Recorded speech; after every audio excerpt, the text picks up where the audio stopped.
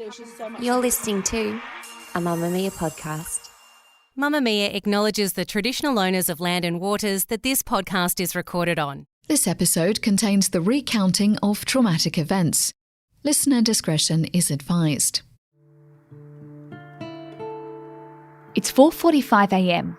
on the 5th of November 1991, and English media mogul Robert Maxwell is aboard his $35 million yacht, the Lady Ghislaine, cruising through water off the Canary Islands in Spain. He's on the phone to a crew member.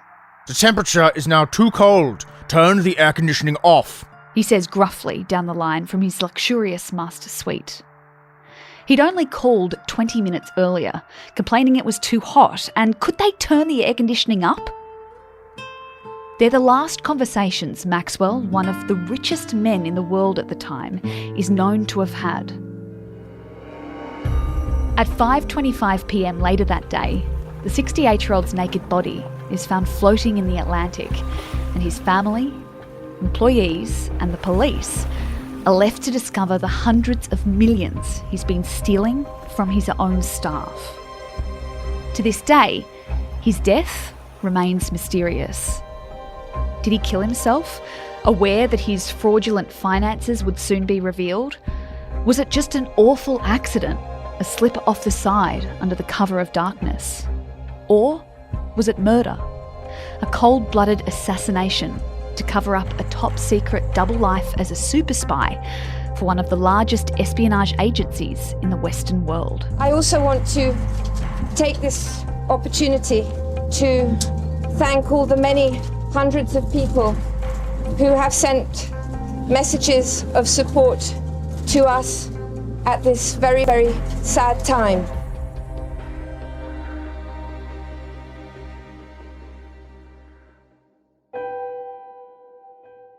I'm Gemma Barth, and this is True Crime Conversations, a Mamma Mia podcast exploring the world's most notorious crimes by speaking to the people who know the most about them.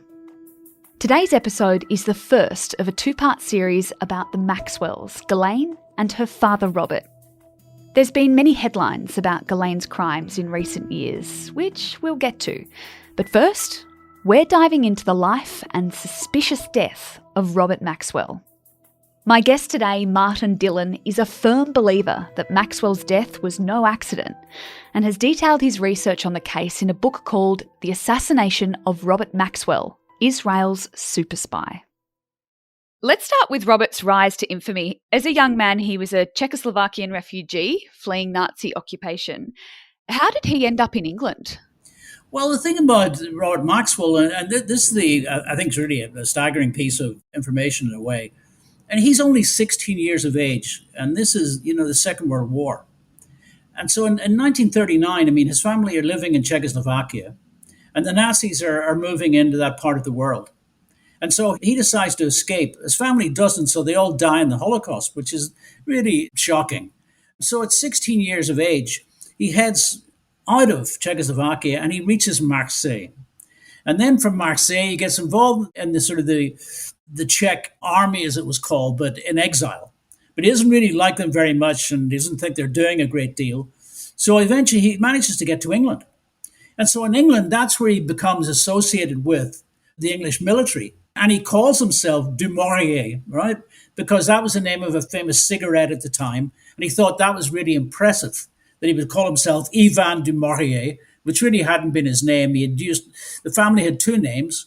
It was first of all Ludwig and then it was Huck. So now he's Du Maurier, but he's very enterprising. And this is a young man, when you think about it. He's very tall. He's very athletic. His grandfather said to be a very, very big man. So he's about to become a very big man in many ways. And so he becomes part of the British Army and he ends up in France, right? He really distinguishes himself. People forget this about Maxwell, but he becomes someone who really shows a great deal of courage in the face of some of the worst violence at the time. And he is so good at what he does that he ends up being, awarded medals. He's awarded a military cross eventually, and that really is something that people have forgotten about. But this was someone who's not 20 years old, who earns a military cross. And that was for storming a German sort of machine gun nest, right? And he also rescued other people. There were suspicions later in his life that he had told people privately that he was involved in some war crimes against Germans, but that was never fully clarified. So really, by the time 1945, he's had a lot of military experience, and yet he's still a very, very young man. But by then also, he's a sergeant about to become a captain. So towards the end of the war, to just slightly change tact a little bit, he meets his wife and they start a family. Well, in Paris, here's this rakish-looking figure, and he's dressed in a lovely uniform, tall, dashing looking, with like a sort of Errol Flynn figure out of a movie. And he meets Elizabeth Maynard, and her father was a silk merchant. And she is just thrilled. She sees him and she's just, bowled over. And of course, that's the beginning of everything. But one of the striking things about it is this, and it reminds me of what Charles Baudelaire, the great French poet that I love, he said, love is like a terrible game where one of the players loses self-control. And that was Betty, because from that moment, he was her god. And yet he treated her like dirt for the rest of her life, even though they had 9 children together. And he had lots of other women in his life. So, at that stage, he was amazing. That was the man she wanted. And of course, he was still Du Maurier, but she was very good because she encouraged him to change his name to Maxwell, because she knew Du Maurier wouldn't go down too well in England. So that's around 1946 by that stage. And the interesting thing about Maxwell that people don't understand is that he became very, very closely involved with British intelligence because he spoke German. He was a linguist. And so he was used in the interrogation of Nazi officers and was very, very efficient at it. He was so efficient at one stage that MI6 sort of suggested this is the kind of guy that we need in our ranks. But he really wasn't for being a British agent at that stage. We won't go into it too much, but I think it is really important for context. You mentioned 9 children. Can you tell us a bit about the children? Because there is one name in particular that listeners will know. Well, of course. You see, the thing is that, he had 9 children. One died very young, a girl. Then a son died after a car accident. So then he had 2 other sons who became very prominent after, his death, because they were involved in trying to deal with his company. And then he had the other girls. And 2 of them were particularly well known. One was Isabel, who moved to America and was involved in the whole internet, the early days of the internet. But the one that really comes to mind for most people is Ghislaine. She was his youngest daughter. She was the love of his life. She was well educated. She was very pretty. She was very articulate. And he adored her, and yet he treated the rest of the family in a disdainful way. When they had Sunday lunches in the big home outside Oxford, it was said that it was one of the worst events of the week because he just rounded on everyone. But Ghislaine never received his wrath. She was the one who was regarded as untouchable in many ways. So would you say to his other children he was a little bit of a bully, really? He was a monster, really, in many ways. He was a man who was very sophisticated in some ways and very crude in others. If you think really later, as the years go on, he's got all this money, and he's got a penthouse in London where he has 2 Filipino maids. And one of them, her job really is to flush the toilet every time he uses it.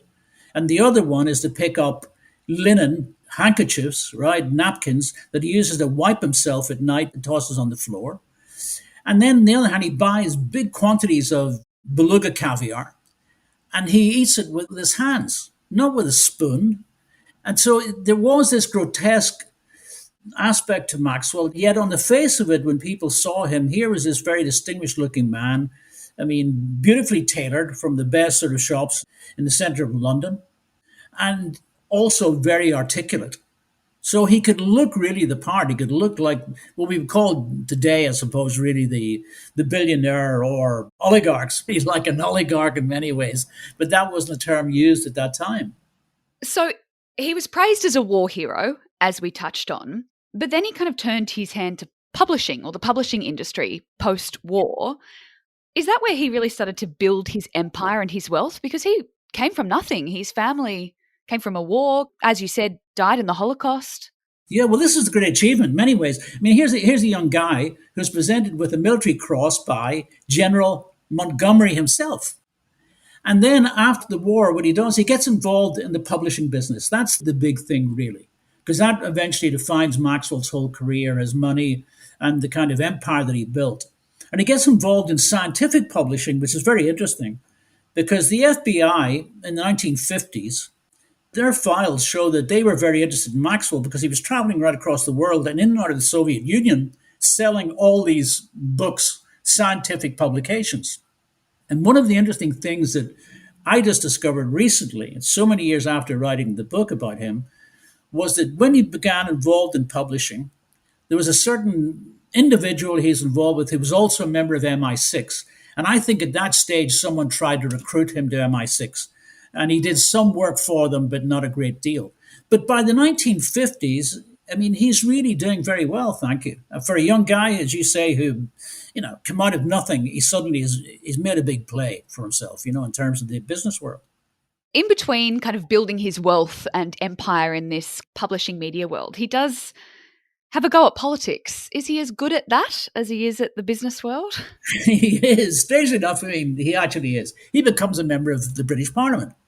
And there weren't too many Jewish members of the British Parliament because anti-Semitism was very deeply embedded in the whole British political infrastructure and also within the parliamentary process itself.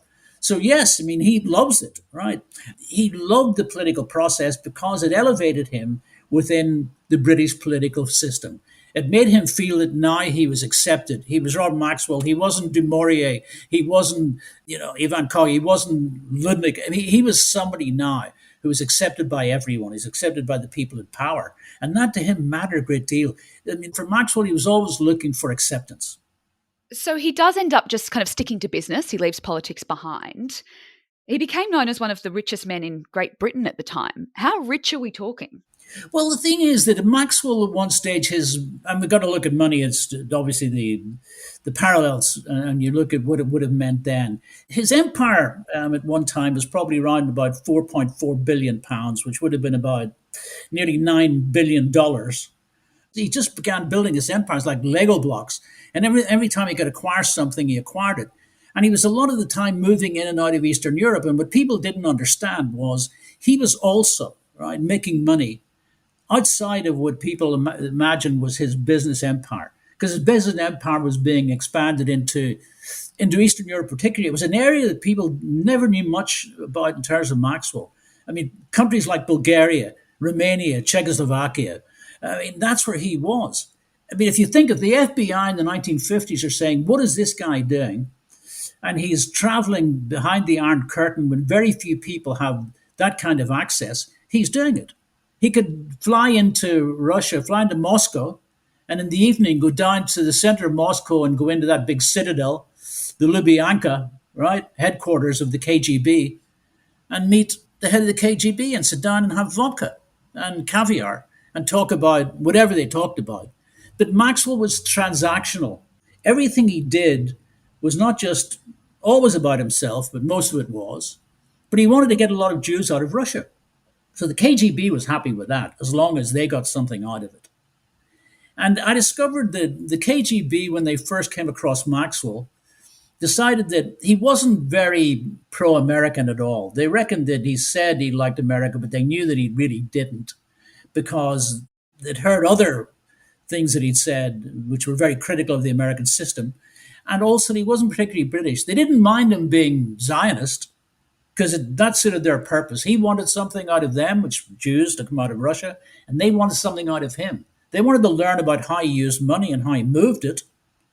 And they also wanted to know about other things because he was bringing modern technology into places like Bulgaria. He was bringing computerized systems in and redesigning them. Everything that Maxwell did in a way served his purpose, but it served other people. So he always had a deal going. He was the great sort of ringmaster of deals, you could put it that way. I mean, he was really special. I mean, in terms of spies, I don't think there was anybody more important, more significant than him in the 20th century. We should say at this point that you have written a book, the title being Robert Maxwell, Israel's Super Spy. And that is not something that is kind of widely spoken about at the time, was it? That he was this spy? Because it was mainly the business endeavours that people were focused on or knew about. Yeah, because people didn't understand that what he was doing when he walked into, let's say, the palaces of Todor Zhivkov in Bulgaria, what he was actually about was building a kind of information base, an exchange base. He was bringing stuff into Bulgaria. He was using Bulgaria as a kind of outfit to move monies. He even had an interest in a bank in Bulgaria. And at the same time, he was exchanging information with the Bulgarian Secret Service, Todor Zhivkov. The one thing about Maxwell, the people didn't understand. They just saw this guy who was making all this money, who'd been an MP. They didn't know what he was doing in the rest of the world. That's why he was such a great spy. He was a super spy. I mean, really, if you think about it, here was a man who was just the oligarch of his time. And yet behind all of that, he was something very, very special. And the fact that he was able to sort of help steal America's nuclear secrets is absolutely astounding. So you have no doubt that he is a spy. You have multiple sources, right? Oh no! I mean, we talked to everyone. We talked to people in Mossad. We talked to the people. We knew the guy who ran him as a spy. In other words, we knew his spy master, who was a very fascinating character called Rafi Atan, who earlier in his career was one of the great Israeli assassins. He was part of a team which was called the Kidon team. Mossad's assassination policy is to have teams of young men and women too, and they're called Kidon. And the assassins within those Kidon units are called Katzes.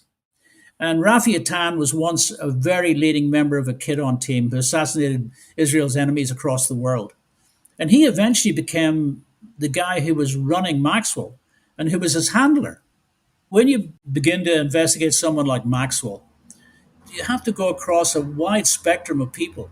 I mean, CIA, FBI, KGB, there's having a Sigurnost in Bulgaria, and a lot of other sources that you actually need, and especially sources within the Israeli intelligence service itself. And we had Rafi Atan as one of our sources, and he was absolutely amazing. Because Rafi Atan didn't just run Maxwell. I mean, he also ran Jonathan Pollard, who was one of the biggest Israeli spies in the United States at one stage.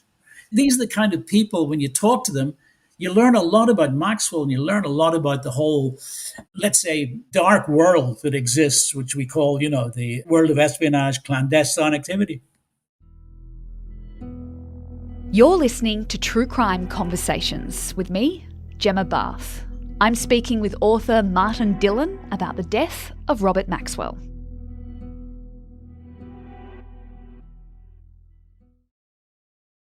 Were any of these allegations or any of this activity that he was doing ever put to him? Yeah, yeah.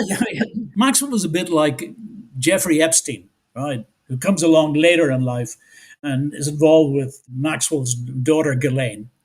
Like Robert Maxwell, Epstein was always threatening to sue people, so he became Mr. Untouchable because he had so much money he could appoint and, hire the biggest lawyers in the world and threaten any writer, any journalist, any media organization that tried to expose what he was doing. And this was the thing about Maxwell too. Maxwell was very sensitive. I mean, remember, he also, by that stage, he had bought the Mirror newspaper group in England, which is one of the biggest newspapers, right, in Europe. And he was able to use it to attack his enemies whenever he wanted. But he was also able to use some of the best libel lawyers. And the libel laws in Britain are very, very, very tight and make it very difficult for journalists to operate. So Maxwell knew that. So it was very difficult for people to expose any secrets they knew about Maxwell. But there was so much really that wasn't known because no one was going to Eastern Europe because it was the Cold War and nobody was going behind the Iron Curtain. And going to places like Bulgaria to find out what he was doing there and how he was running a bank there and how he was sort of moving monies out of Bulgaria and working with some of the big sort of criminals in Moscow to sort of stash money in places right across the world, in accounts in the Cayman Islands and elsewhere, and Liechtenstein as well in Europe. So this was the problem. So journalism really was never directed that successfully against Maxwell in his lifetime. I want to steer us back to the business world for a little bit. Robert had his fingers in so many pots. He bought so many things. Can you take us through some of the businesses that he went on to own or part own to give us an idea? The two big sort of, I suppose, entities that he had was the Mirror newspaper group, right, and his whole publishing arm, plus Before the end of his life, he bought the Daily News in New York. I mean, this is one of the biggest papers in America, okay? And he buys it. But the thing about Maxwell's money is that a lot of it was centered around, seemingly at that time, around the whole Mirror Publishing Group, and of course later then the Daily News in New York. But by the sort of 60s into the 70s and 80s, his money was being sort of moved around in different forms. I mean, it was dark money, okay? And he was working with dark money, and no one really knew it. And this was part of the problem. I mean, people saw him as the alternative to some of the other great publishing figures at the time. And he wanted to be the biggest figure in publishing, but it was never really going to happen. Because underneath all of it, I mean, he was moving monies around and he didn't have access to cash all the time. And also the other thing that people didn't notice was that he was running up very serious debts. While his top figure was sort of maybe 8 or 9 billion, he also was running up debts of something like 2.2 billion pounds, right? And so this is where things begin to crumble for him. But some people say to me, well, where did Maxwell's money go? And I think that a lot of it was stashed away in offshore accounts where he couldn't touch it. And the other thing that you've got to remember about moving monies like that, Maxwell suggested at one stage to people privately that he wanted to build a big nest egg for the future of the Maxwell dynasty, because he had told his children he wasn't going to leave them a penny. I mean, people like Isabel, his daughter, and others, he said, you're getting nothing. He felt that, he'd come out of nothing and he'd made a lot of himself, so his children were going to have to do the same thing. That was his attitude. And so any money he would have would go to the future Maxwell dynasty. And that's why even the British government couldn't find a lot of it.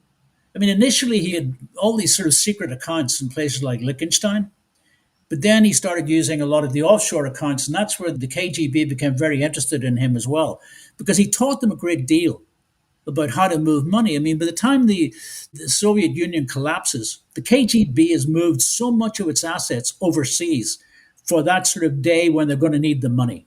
And Maxwell, in a way, gave them an indication of how to do that.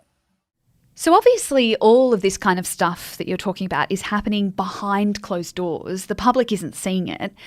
But to the front-facing, public world, he was just a high-profile publisher. And he had an interesting rivalry, I saw, with another name that might be familiar to many listeners, which is Robert Murdoch.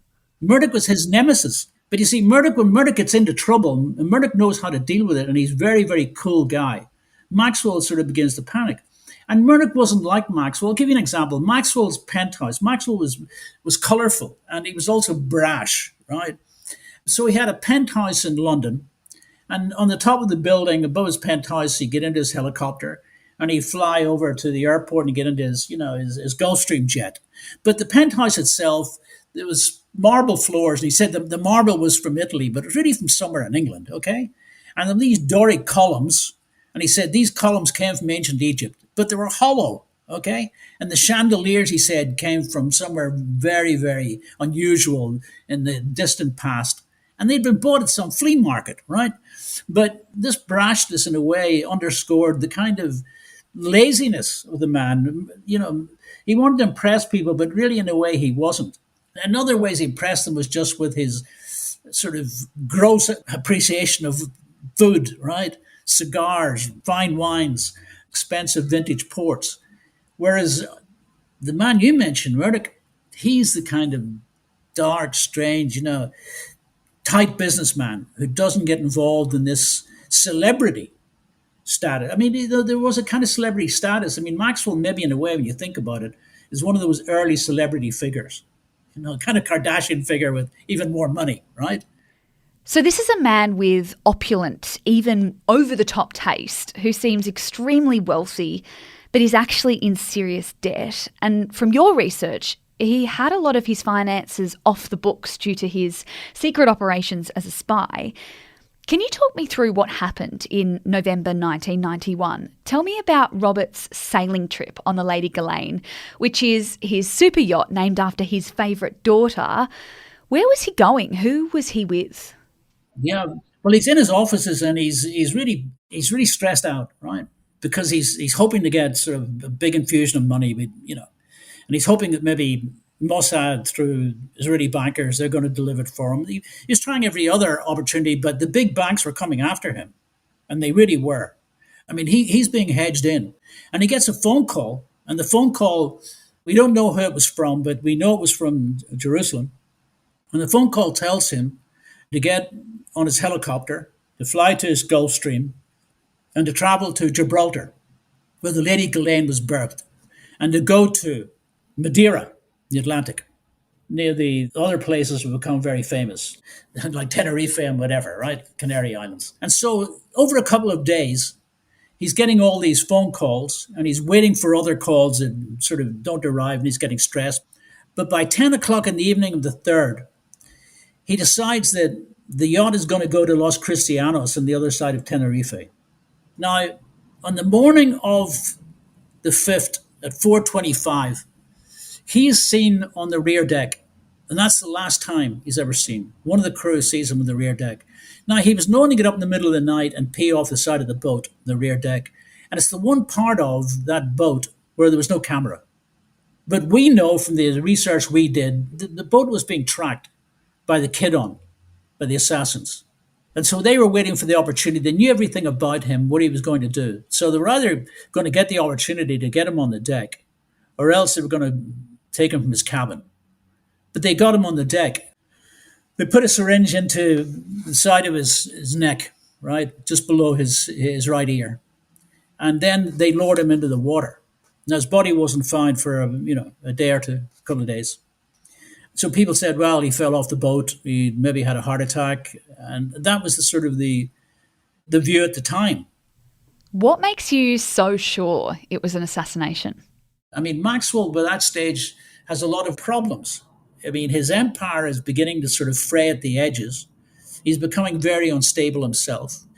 So his business empire, he can't get hold of the cash he needs, and he needs 400 million. And he needs it fast, he needs it quick. And he makes the big mistake, he goes to Mossad. He doesn't want to go cap in hand Israeli bankers. He goes to Mossad and he tells Mossad, I want you to leverage your power with Israeli bankers. I need this money.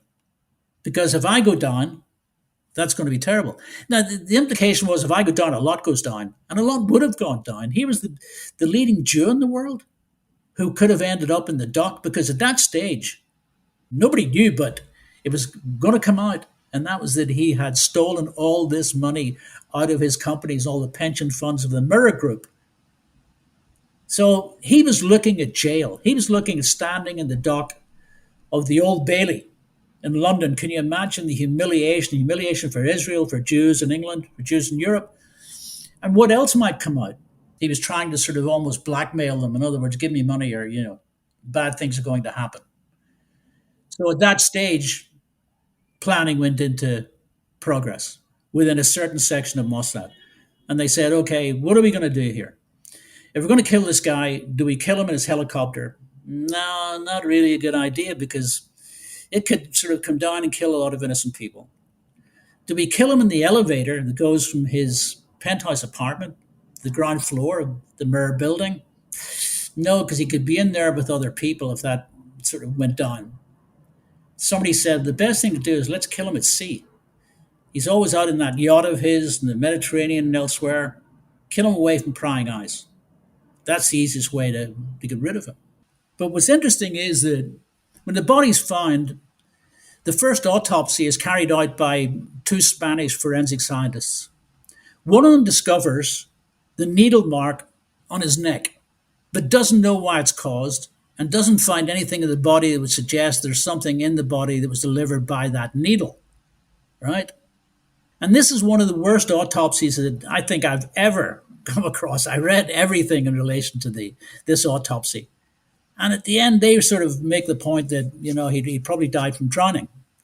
Well, that kind of suited Betty Maxwell. She had a £30 million insurance, right, on his death. So if he died from drowning, I don't know, he fell off the boat, well, she gets 30 million. But Lloyd's of London, who had underpinned this insurance policy, said, hold on, not so fast. So they ring two people. One of them is Ian West, and his wife Vesna, they're superstars in the world of forensics. Ian West had worked for MI6. A lot of their more secretive, right, autopsies.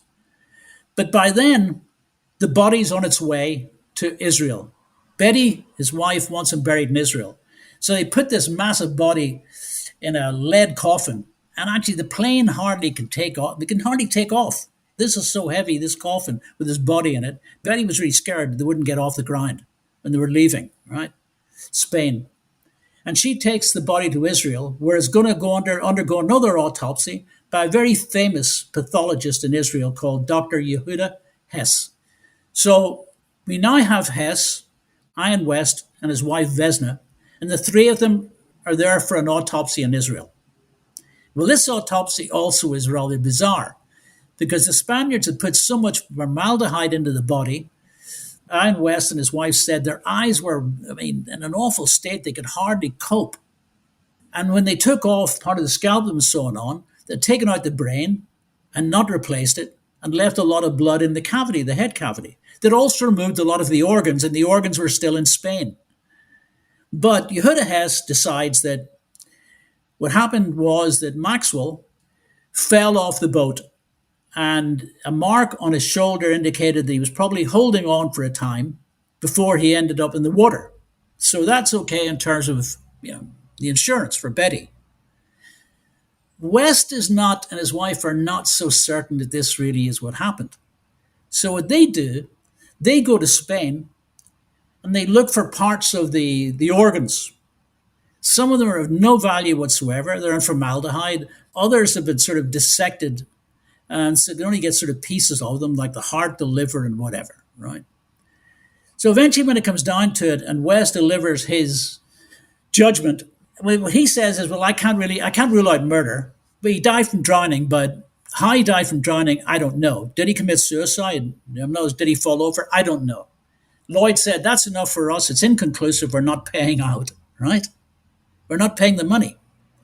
But once someone said later, well, look, Yehuda Hess, who did the autopsy in Israel, he found this mark on Maxwell's shoulder that indicated that he'd been hanging on to the boat. But could that also have been a mark where someone hit him or someone moved him or he was dragged along the deck? West said later no forensic examination was made of that yacht, which was really awful because there could have been a lot of evidence on it. So there are a few main theories here: suicide, an accidental death, perhaps he was peeing over the edge, which he was known to do, a heart attack, or, as you say, a murder or assassination.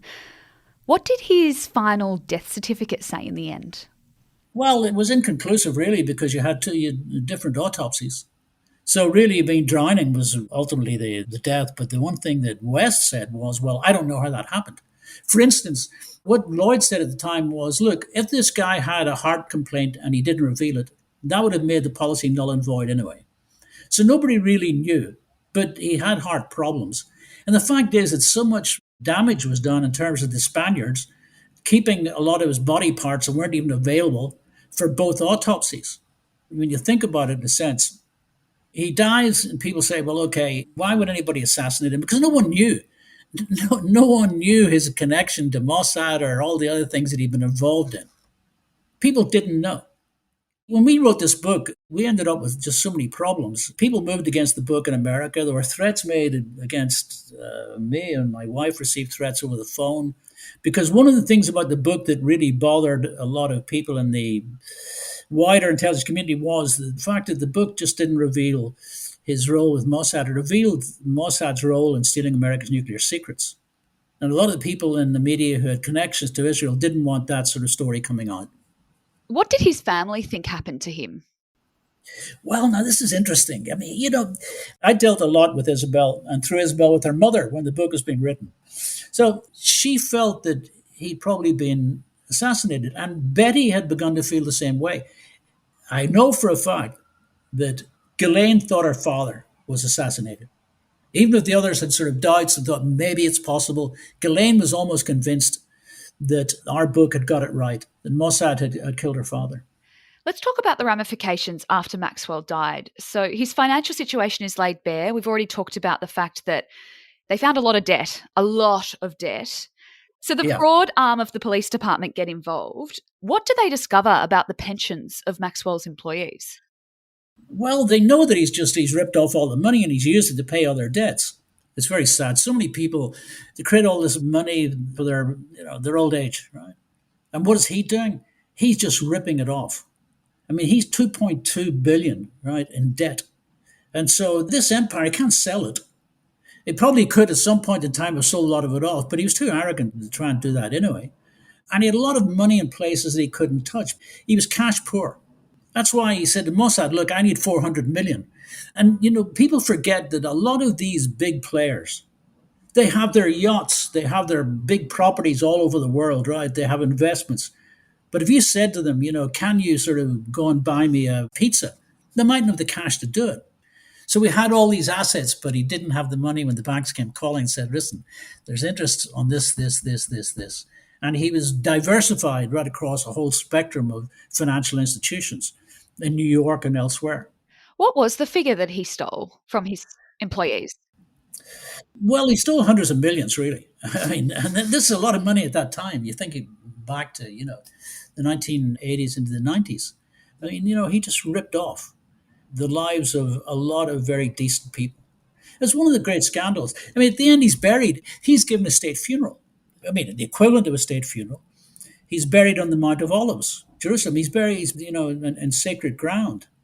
Which I guess shows he had a very strong relationship with that country and with, as you say, Mossad. Well, I mean, the thing is, Shimon Peres once said, and I think Yitzhak Rabin said, what Maxwell did for Israel can never be revealed. In other words, I mean, he did so much.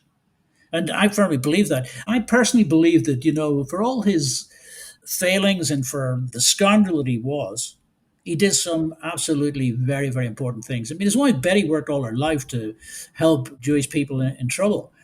I think he may have managed to get as many as 300,000 Jews out of the Soviet Union.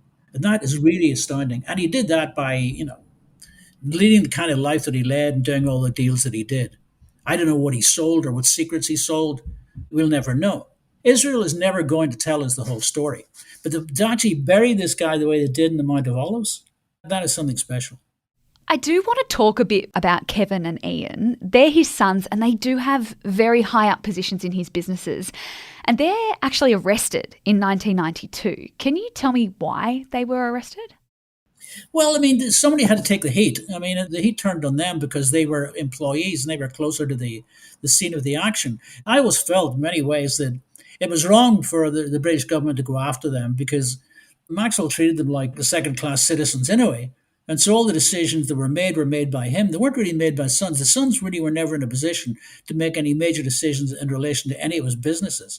So when it comes down to it, the British public is looking for sacrificial lambs. And so the two boys come in for the heat. But don't you have to have enough evidence to go to trial? Because they're put on trial. There are 70 witnesses and the jury's out for 11 days. Yeah, of course. Yeah, it was a very, very big operation, but it didn't really achieve much at the end of the day. And I think the other thing too is that when you take a look at what Maxwell did, that was only part of the picture. People didn't know then what they know now about Maxwell.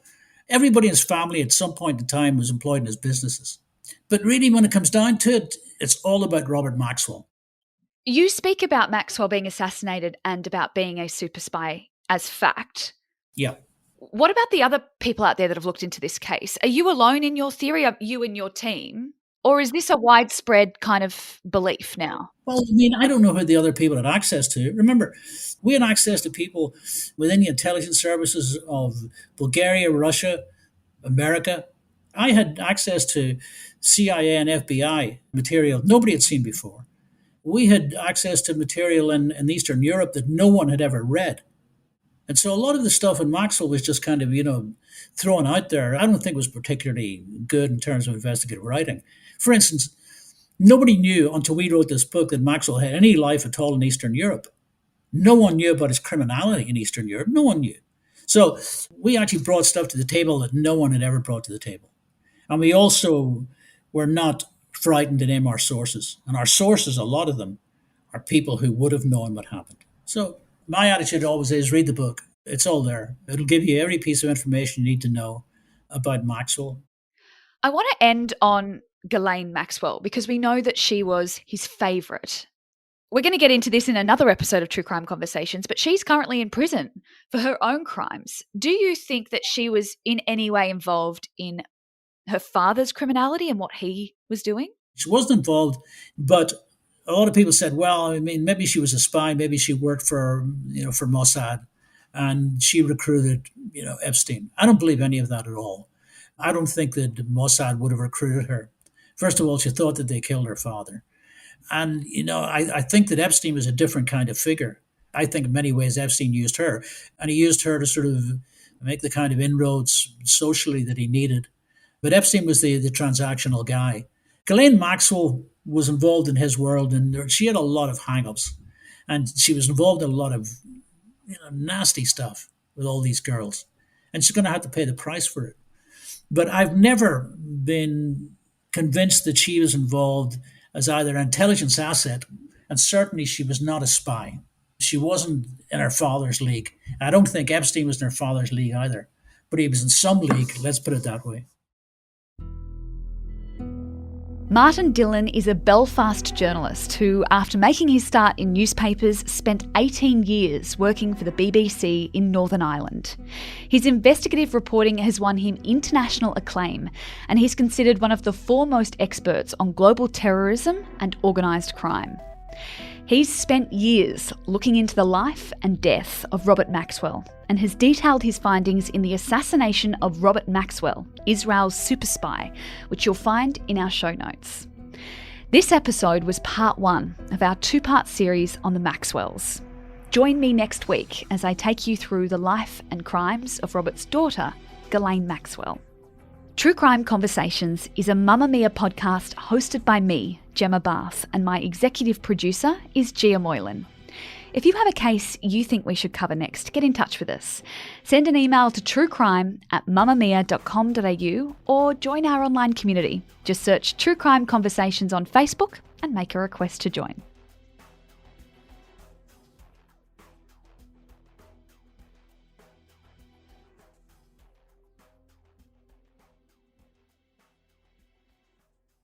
If you love the show, the best thing you can do is become a Mamma Mia subscriber. Mamma Mia subscribers get access to every podcast, exclusive videos, and all the great articles on Mamma Mia. It only costs $5.75 a month, which is less than a large coffee or a small coffee if you get oat milk. If you believe in women's media, if you believe in a purpose-driven media company like Mamma Mia, whose core purpose is to make the world a better place for women and girls, please see the link in our show notes.